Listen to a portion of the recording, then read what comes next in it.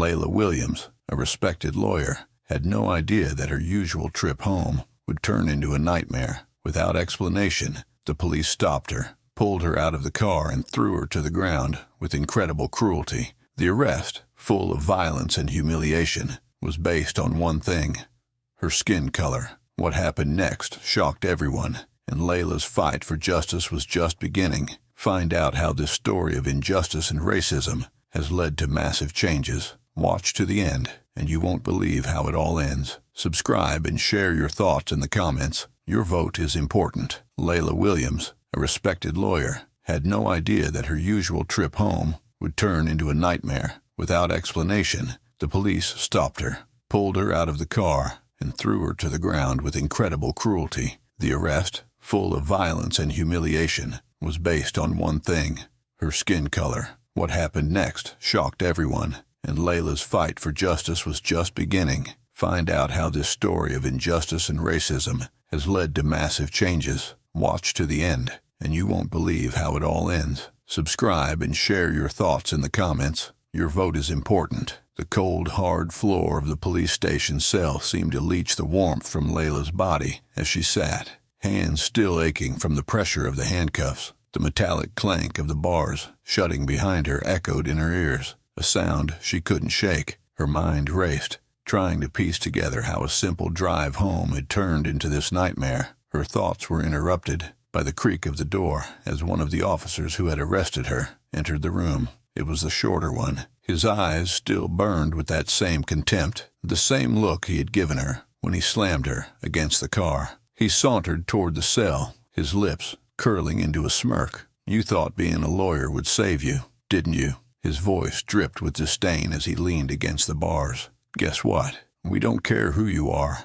You're just another mouthy criminal to us." Layla's breath caught in her throat. She had heard these words before, not spoken directly to her, but through her clients, through people who had suffered at the hands of the same kind of systemic racism and police brutality she now faced. It was surreal to be on the other side of the bars, her status as an attorney meaning nothing in this place. "I haven't done anything," she said, her voice shaking with a mix of fear and anger. "You have no right to treat me like this." The officer's smirk widened as he crossed his arms, clearly enjoying her helplessness. "Oh, we have every right. You fit the description," he said mockingly. "That's all we need." Layla clenched her fists, trying to control the rising panic. She knew how these situations played out, and she knew that being defiant might only make things worse. But the injustice of it burned in her chest. This wasn't just about her being stopped for no reason. This was about something much deeper, much darker. She had seen this happen to others, but now it was her turn to experience the raw, unfiltered cruelty of a system that thrived on discrimination. The taller officer joined his partner, his expression hard and unreadable. "Time for questioning," he said gruffly. Before Layla could protest, the door swung open, and the two officers grabbed her arms, dragging her out of the cell. Their grip was too tight, deliberately painful. She stumbled as they led her down a narrow hallway, the rough concrete scraping the soles of her shoes. They threw her into a small interrogation room, the metal chair scraping harshly against the floor as she was forced into it. The room was dim, lit by a single buzzing light overhead that made the whole space feel oppressive. The walls were bare, and the air was thick with a sense of hostility that made Layla's skin crawl. The shorter officer sat across from her, his eyes scanning her face with a mixture of amusement and cold calculation.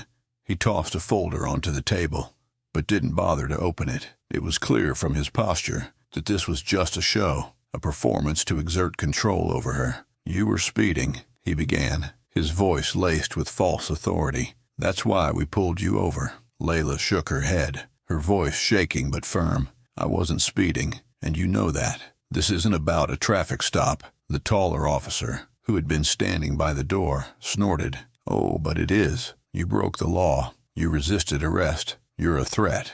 "A threat?" Layla's voice rose incredulously. "You slammed me against the car without reason. You put me in handcuffs, and I wasn't resisting. I didn't do anything wrong." The shorter officer leaned forward, his smirk widening. "You know, people like you always say that. I didn't do anything wrong, but here you are."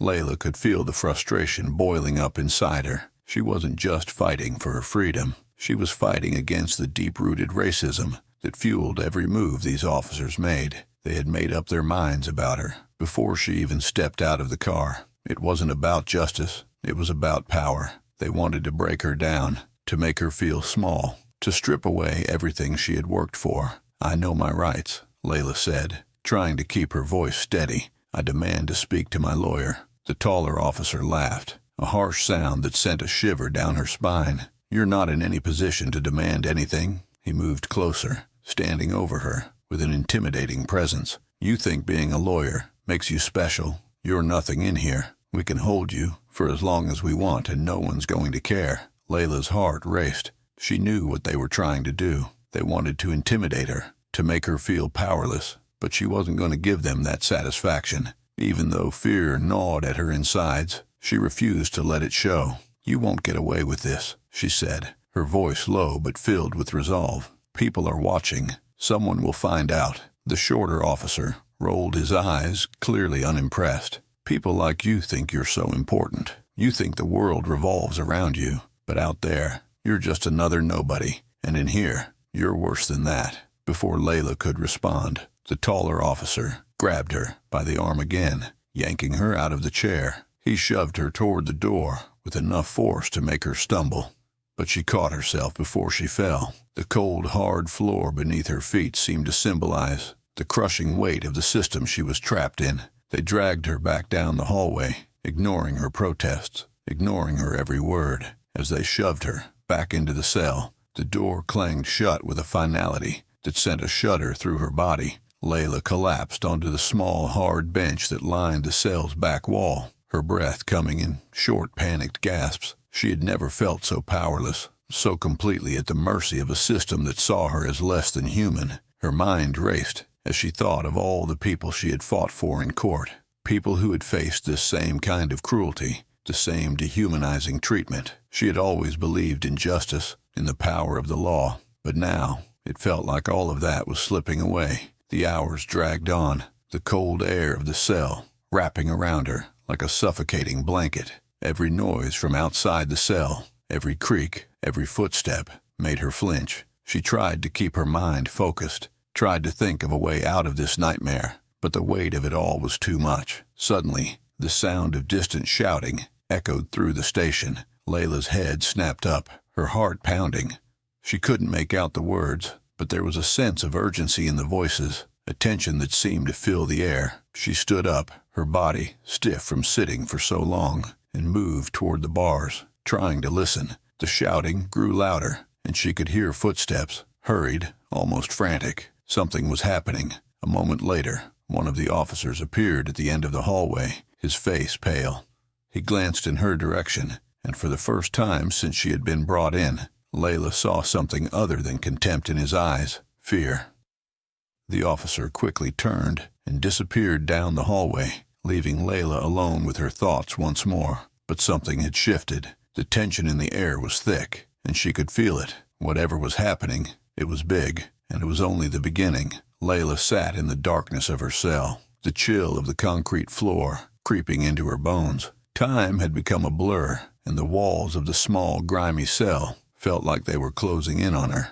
Every passing second deepened her sense of helplessness. The officers who had brutalized her had left her alone for hours, but the tension in the air told her that something was brewing beyond the walls of this place. Suddenly, a loud murmur began to seep through the station's concrete walls, growing louder with each passing moment. At first, it was just indistinct noise, but then the words became clear. Chants, angry voices. Layla's pulse quickened as she strained to hear. Justice for Layla. End police brutality. The shouting outside grew more intense, and a small flicker of hope sparked in Layla's chest. Someone knew. Someone had seen what happened. But how? Her heart pounded with the possibility that she wasn't as alone as she had feared. Moments later, an officer stormed down the hallway, and Layla heard the distinct creak of her cell door as it opened. The same shorter officer from before, the one who had treated her with the most contempt, stood in the doorway, his face twisted in a mixture of frustration and unease. "Get up," he barked, his tone less confident than before. Layla slowly rose to her feet, her body stiff and aching from the hours spent sitting on the cold bench. She didn't move quickly enough for the officer's liking, and he grabbed her roughly by the arm, pulling her out of the cell. He led her down the corridor with an almost hurried pace, but his grip had loosened. There was no longer the forceful, deliberate malice in his actions. The noise from outside grew louder as they approached the front of the station, and Layla could hear the unmistakable rhythm of a protest in full swing. She could make out the chants more clearly now. Justice for Layla, end racism now. As they passed by the front desk, she caught a glimpse of a television screen showing a news report. Her heart nearly stopped when she saw her own face on the screen, followed by a grainy video clip of her brutal arrest. She recognized the moment instantly, the way the officers had slammed her against the car, the twisted angle of her arms as they forced the cuffs onto her wrists.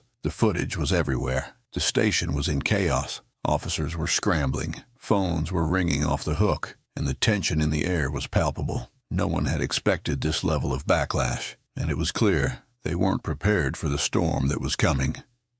Layla was led into a small holding room where she was pushed into a chair across from a familiar face. Her colleague, Jason, a fellow attorney, who had rushed over the moment he heard what had happened. His face was tight with anger, but when he saw her, his expression softened with concern.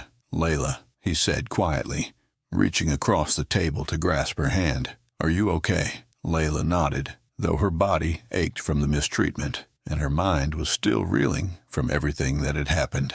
"I don't know what's going on out there," she said, her voice barely above a whisper, "but they're not letting me out." Jason sighed, shaking his head. "I've been trying to get to you for hours. They wouldn't let me see you until now, but things have escalated." He gestured toward the door, where the muffled sounds of the protest could still be heard. "It's all over the internet, Layla. That video of your arrest, it's gone viral. People are outraged." Layla blinked in shock. "The video?" Jason nodded. "Someone recorded the whole thing. It's been circulating online, and now the media has picked it up. The footage is damning, Layla. It shows everything. The brutality, the way they treated you, all of it. People are furious." Layla could hardly process what she was hearing. She had been sitting in the dark, isolated, unaware of the world outside, and now she was being told that her arrest was the catalyst for something bigger than she could have imagined. Jason squeezed her hand gently. "This isn't just about you anymore. This is about every person who's been mistreated by the police, who's been silenced or ignored. People are protesting for you, but they're also protesting for justice. You've become a symbol, Layla, a symbol." The word hung in the air between them, heavy with meaning. Layla had spent her career fighting for justice, for those whose voices weren't heard. But now she was the one in the center of the storm. It was overwhelming, terrifying even, but it also gave her a renewed sense of purpose. "What do we do now?" she asked, her voice steadier now, as if the weight of her role in this battle was beginning to settle into her bones. Jason leaned forward, his face serious. "We're going to fight this, Layla. Legally, we have a solid case. That video is all the evidence we need to prove that they violated your rights, that this arrest was racially motivated and unjust. The media attention is on our side, and the public outcry is growing by the minute." Layla nodded, feeling a mixture of relief and determination wash over her. But as much as the idea of fighting for justice fueled her, she couldn't ignore the fear that still gnawed at her insides. The system she was up against was powerful, and she knew that those in charge would do everything in their power to protect themselves. "They'll try to silence me," Layla said softly, her eyes meeting Jason's. "They always do." Jason's expression darkened. "They might try, but we won't let them. The world is watching now. They can't just sweep this under the rug." A knock on the door interrupted their conversation, and an officer entered the room, looking uncomfortable. "The captain wants to speak with you," he said, addressing Jason. "There's a situation outside." Jason stood, his face hardening. "I'm sure there is." He glanced at Layla. "Stay strong. This isn't over." Layla nodded, watching as Jason left the room with the officer. She sat in silence, her thoughts racing. The video had gone viral. Protests were happening in her name.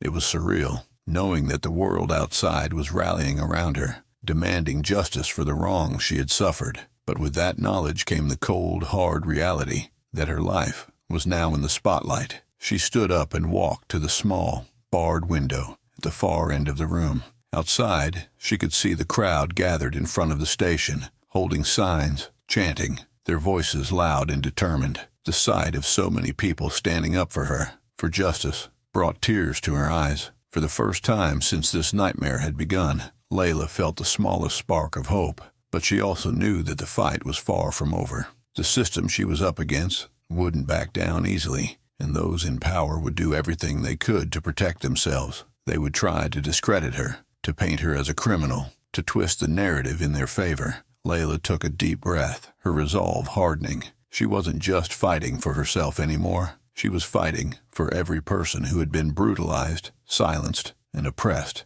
by a system that was designed to crush them. This wasn't just her battle. It was a battle for justice, for equality, for the very soul of the nation, and she wasn't going to back down. The courtroom was filled with an electrifying tension, the kind that clung to the air, like a storm about to break. Layla sat at the defense table, her hands folded tightly in her lap as she waited for the proceedings to begin. The crowd behind her was a mix of reporters, activists, and ordinary people who had followed her case from the moment the video of her brutal arrest went viral. The weight of their eyes bore down on her, and she could feel the weight of their expectations. Her attorney, Jason, stood beside her, calm but resolute. He had been preparing for this moment from the second he had seen that footage. Now, as the trial began, he knew they had a real chance at justice, but they were up against a powerful institution, one that would do everything in its power to protect itself and its officers. At the prosecution's table sat a stone-faced man, Robert Larson, a seasoned district attorney known for his ruthlessness. Larson's job was simple: discredit Layla and twist the narrative to make the officers seem justified in their actions. He had built his career on winning cases like this, turning public outrage into just another closed file. The judge, a stern-looking woman with gray hair, pulled into a tight bun, called the court to order. "We will begin with opening statements," she said, her voice echoing through the packed courtroom. "Prosecution, you may proceed." Larson rose smoothly from his seat, adjusting his tie before stepping toward the jury. His expression was calm, even smug, as if the outcome had already been decided in his favor. "Ladies and gentlemen of the jury," he began, his voice firm and measured, "this case is not about police brutality. It's not about racism. It's about a woman who resisted lawful arrest and now seeks to blame the system for her own actions." Layla's jaw clenched as Larson's words echoed in the silent room. He was already distorting the truth, twisting the narrative to paint her as the aggressor. She had seen this tactic used in countless cases before.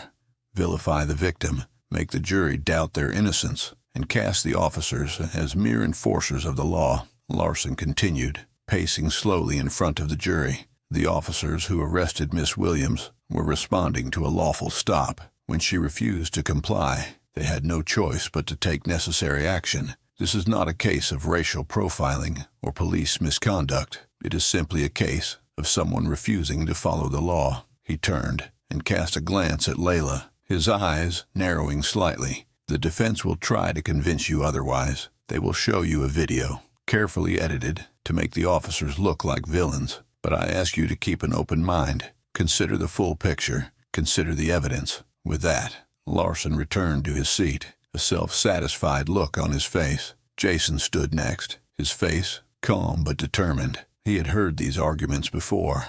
Larson's strategy was predictable, but the truth was on their side. He approached the jury with a measured step, his eyes scanning the room as he began his opening statement. "Ladies and gentlemen," he started, "this case is not about someone breaking the law. It's about a system that failed to protect one of its citizens. It's about racial profiling, police misconduct, and the misuse of power. What happened to Miss Williams wasn't just an unfortunate misunderstanding. It was a deliberate act of brutality." Jason's voice grew stronger as he continued. "The prosecution will tell you that the officers acted within the bounds of the law, but we have evidence that will show you the truth. A video that captured the moment Miss Williams was thrown to the ground, handcuffed without cause, and brutalized by those meant to protect her." He turned to the jury, his gaze unwavering. "This isn't just about Miss Williams. This is about accountability. This is about ensuring that those who are entrusted with power are held responsible when they abuse it." Jason stepped back, his words hanging in the air like a challenge. The courtroom was silent, the weight of the moment pressing down on everyone present. The trial began in earnest with the prosecution's first witness, one of the arresting officers, a man named Officer Cole. He sat in the witness box, his uniform crisp and his expression carefully neutral. Larson approached him with an air of confidence. "Officer Cole, can you describe the events of the evening in question?" Larson asked. Cole cleared his throat, his voice steady as he began to recount the arrest. "We pulled Miss Williams over for a routine traffic stop. She was speeding and acting suspiciously. When we approached her vehicle, she became hostile, refusing to comply with our instructions." Layla's stomach turned as she listened to the officer lie so easily. Hostile? She had been confused. Yes, but not hostile. She had simply asked what was happening. Hardly a reason to slam her against the car and throw her in cuffs. Larson nodded, guiding the officer through his testimony. "And what happened next?" "We ordered her out of the vehicle," Cole continued. "When she refused, we had to use force to detain her. It was standard procedure." Jason stood up as soon as Larson finished his questioning. Ready to cross-examine the officer, he approached the stand with deliberate steps, his eyes locked on Cole. "Officer Cole," Jason began, his voice calm but firm, "you testified that Miss Williams was hostile and refused to comply with your instructions. Is that correct?" "That's right," Cole replied, his expression unreadable. "And yet," Jason said, pulling a remote from his pocket, "there is video evidence that suggests otherwise." He pressed a button, and the courtroom lights dimmed as the video of Layla's arrest began to play on the large screen at the front of the room. The grainy footage captured everything: the way the officers had approached her car, the rough manner in which they had yanked her from the vehicle, and the brutal force they used to slam her against the car. The courtroom was silent as the video played. Every detail, every word was clear. Layla's voice, calm and reasonable at first, grew frantic as the officers manhandled her. The footage showed her being forced to the ground, her arms twisted behind her back, and the officer shouting at her to stop resisting, though it was clear she wasn't resisting at all. When the video ended, Jason turned back to Officer Cole. "Does that look like someone who is resisting arrest to you?" Cole shifted uncomfortably in his seat, his eyes darting toward Larson, who sat stone-faced at the prosecution's table. The situation was tense," Cole stammered. "We had to act quickly." Jason didn't let up. "The video shows Miss Williams complying with your orders. It shows you and your partner using excessive force. Is that standard procedure?" Cole hesitated, his face growing pale. We were following protocol." "Protocol?" Jason's voice was sharp now. "Protocol does not justify excessive force. Protocol does not justify racial profiling." The tension in the courtroom was thick as Jason stepped away from the witness stand. No further questions. The rest of the trial continued, with more witnesses called by the prosecution, witnesses who tried to paint Layla as the aggressor, as someone who had deserved the treatment she received. But with each cross-examination, Jason poked holes in their testimony, showing the inconsistencies in their stories, and using the video to dismantle their narrative piece by piece. Finally, it was time for Layla to take the stand. She walked to the witness box, her heart pounding in her chest. The courtroom fell silent as she sat down, all eyes on her. Jason approached her, slowly, his voice gentle, as he began his questioning. "Layla, can you describe what happened the night of your arrest?" Layla took a deep breath before speaking. "I was driving home from work. I wasn't speeding. I wasn't doing anything wrong. But when the officers pulled me over, I could feel something was wrong. They didn't ask me any questions. They just told me to get out of the car. When I asked why, they became aggressive. Before I knew it, they had thrown me to the ground."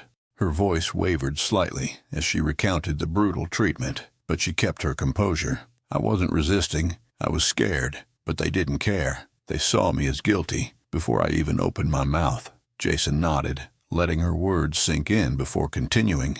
"And how has this experience affected you?" Layla hesitated, the weight of her emotions threatening to overwhelm her. I've always believed in the law. I've spent my career fighting for people's rights. But this made me realize that the system is broken, that no matter how much you know or how hard you fight, sometimes it's not enough." The courtroom was silent as Layla's words hung in the air, a powerful reminder of the stakes at play. When Jason finished his questioning, Layla stepped down from the stand, her heart heavy but resolute. The trial had taken everything from her, her dignity, her sense of security, but she wasn't broken. As the final arguments were made and the jury was sent to deliberate, Layla sat in the courtroom, her hands trembling as she waited for the verdict. Hours passed, each minute stretching into an eternity. Finally, the jury returned. The courtroom held its breath as the foreperson stood, holding the slip of paper that would decide Layla's fate. "We, the jury, find the defendant, Layla Williams, not guilty on all charges." The words echoed in Layla's mind, disbelief and relief crashing over her like a wave. She had won. She was free. But as she looked around the courtroom, she knew the fight wasn't over. The system that had brutalized her still stood, and there were countless others who had suffered the same injustice. Her victory was only the beginning. The courtroom had erupted into applause when the verdict was announced. Not guilty. Those two words echoed in Layla's mind, their weight sinking in slowly as the tension drained from her body. She had won. She had survived the nightmare of being treated like a criminal, unjustly accused and brutally mistreated. But as she sat in the courtroom, surrounded by her family, friends, and supporters, she knew that this wasn't the end of the story. It was merely the beginning of something much larger. Outside the courthouse, the energy was palpable. People had gathered en masse, holding signs that read, "Justice for Layla," and "End police brutality." Their chants could be heard from inside the building, the rhythm of their voices, a rallying cry for change. Layla knew the cameras would be waiting for her, the questions from reporters buzzing like a storm. But she wasn't thinking about the media frenzy. Her mind was elsewhere, processing the enormity of what had just happened. Jason leaned over to her, his voice low and reassuring. "You did it, Layla. We did it. You're free." Layla managed a small smile, but the exhaustion in her eyes was clear. She had fought so hard, endured so much, and now that the battle in court was over, the weight of it all came crashing down on her. She wanted to feel relieved, but all she could think about were the people who hadn't been as lucky as she was, the ones who had been swallowed by the system, chewed up and spit out with no justice, no recourse. "Thank you, Jason," she whispered, "for everything." He nodded, his face full of pride but also understanding. "It's not over, Layla. This verdict is just the start. The system isn't going to change overnight, but this is a step forward." Layla stood slowly, her legs shaky from both relief and exhaustion. Her family gathered around her, their arms enveloping her in tight embraces. Danielle, her sister, held her the longest, tears streaming down her face. "I was so scared," Danielle said, her voice trembling. "I thought they were going to—" She couldn't finish the sentence. "I know," Layla whispered, squeezing her tightly. "I know, but I'm okay now. We're okay." But as they walked toward the courthouse doors, Layla felt a sense of dread creeping back in. She had won her case, yes, but the real fight was just beginning. The system that had nearly destroyed her wasn't going to go quietly. The police department had been humiliated, the officers exposed, but Layla knew how quickly they would try to cover their tracks, spin the story in their favor. The institution she had faced was vast, entrenched in its ways, and unyielding in its power. As soon as they stepped outside, the roar of the crowd hit them like a wave. People cheered, clapped, and shouted her name. Layla blinked against the bright lights of the cameras flashing in her face. Reporters pushed forward, their microphones thrust out toward her, all clamoring for her first statement. "Layla, how do you feel about the verdict? What's your message to the police department? Do you plan to press charges against the officers?" The questions came rapid fire, but Layla barely registered them. She stood on the courthouse steps, her eyes scanning the crowd. She could see the faces of the people who had stood by her, the ones who had believed in her innocence. But she also saw faces full of anger, people who had come, not just for her, but to fight against a system that had failed so many. She glanced at Jason, who gave her a small nod of encouragement. She had to say something. Layla took a deep breath, stepping forward to the row of microphones. The crowd quieted, waiting for her to speak. Her heart raced in her chest, but as she opened her mouth, her voice came out steady and strong. "I want to thank everyone who stood by me during this nightmare," she began, her voice carrying over the sea of faces. "This verdict isn't just about me. It's about every person who has been unjustly targeted, brutalized, and silenced by a system that sees them as less than human." The crowd murmured in agreement, and Layla felt her confidence growing. "This fight isn't over," she continued. "Today, we won a battle, but the system that allowed this to happen still exists. It's still broken, and there are so many others who are still suffering because of it. We have to keep pushing, keep demanding justice, not just for me, but for everyone." The crowd erupted into applause, their voices rising in chants once again. "Justice for all, justice for all." Layla stepped back, overwhelmed by the response. She had spoken from her heart, but now that the words were out there, she felt the weight of them settling on her shoulders. She wasn't just fighting for herself anymore. She was fighting for something much bigger, and the responsibility that came with it was enormous. As the crowd began to disperse, Jason led Layla away from the courthouse. Weaving through the throngs of people, her family followed close behind, their faces a mixture of relief and pride. But Layla's mind was elsewhere.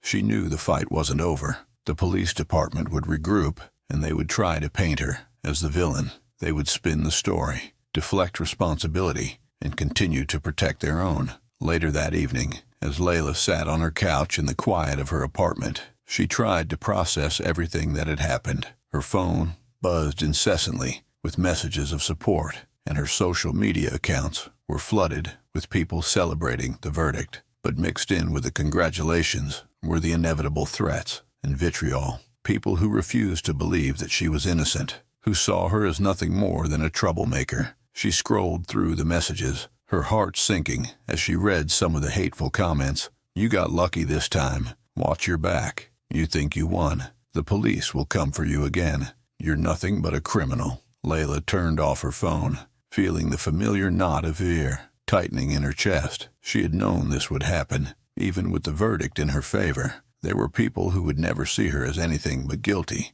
because of her skin color, because of the system that was designed to see her that way. She leaned back on the couch, closing her eyes and trying to find some semblance of peace. But the peace was fleeting. The system that had nearly destroyed her was still out there, and it wasn't going to change easily. The officers who had brutalized her might face consequences, but they were just one part of a much larger machine. A knock on the door startled her, and she quickly stood up, her heart racing. When she opened the door, she was greeted by the familiar face of Danielle, who had come by to check on her. "Hey," Danielle said softly, stepping inside. "I just wanted to see how you're holding up." Layla smiled weakly, grateful for her sister's presence. "I'm okay," she said, though the exhaustion in her voice was clear. They sat together on the couch, the silence between them comfortable, but heavy with unspoken thoughts. After a long pause, Danielle finally broke the silence. "Do you think things will really change?" she asked, her voice barely above a whisper. "I mean, do you think this is enough?" Layla sighed, staring out the window at the city lights twinkling in the distance.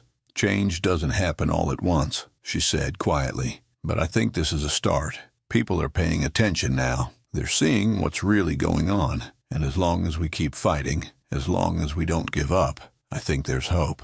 Danielle nodded, her expression thoughtful. "I just don't want you to have to go through this again." Layla smiled sadly. "Neither do I, but I'm not going to let fear stop me. If we don't stand up, nothing will ever change." They sat together in silence, the weight of everything that had happened settling between them. The fight wasn't over, but for the first time, Layla felt a sense of purpose that outweighed her fear.